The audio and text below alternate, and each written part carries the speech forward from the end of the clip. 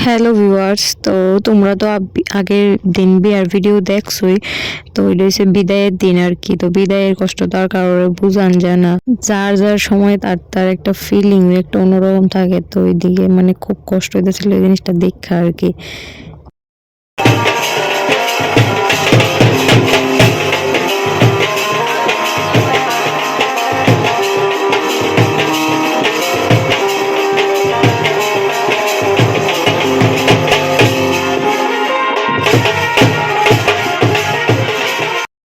তো সবকিছু নিয়ম কানুন মাইনা তারপরে এইদিকে এই যে গাড়ির মধ্যে ওটা নিয়ে এসে তো তাইও গেল গা।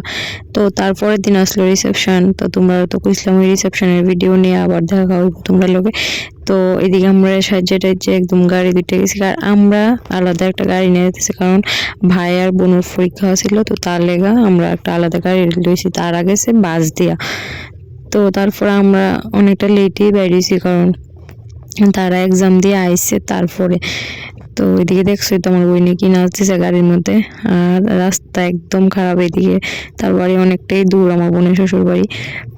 তারপরে এদিকে আর বাতাসে চুল টুল তো একবারে উড়াই লেতেছে, বইছি আবার জানলার সাইডে। তারপরে তাই দিকে গাড়ির মধ্যে বেদম ঘুম, এত সাহায্য যে কেমনে তো ঘুমায় ভাই। তারপরে আমার বোন এদিকে ঘুম।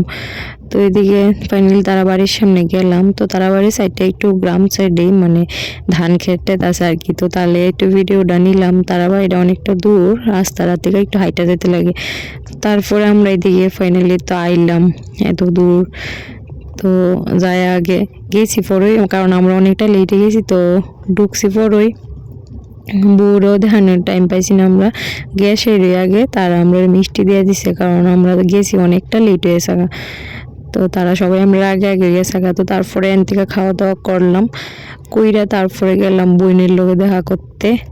তো গিয়া সেরা ফটো টটো তুললাম।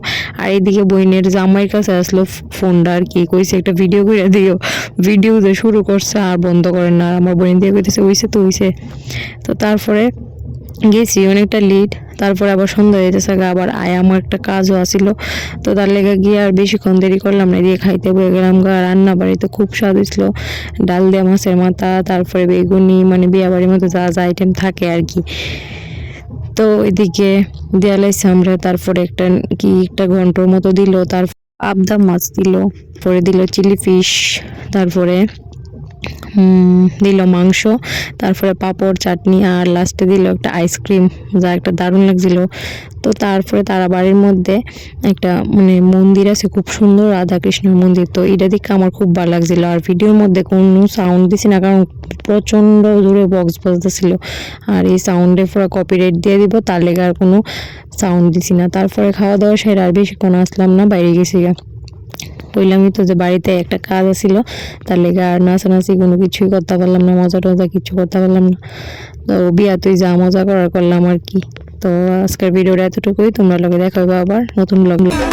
আজ মন ফিরে পেল সুখের হাসি,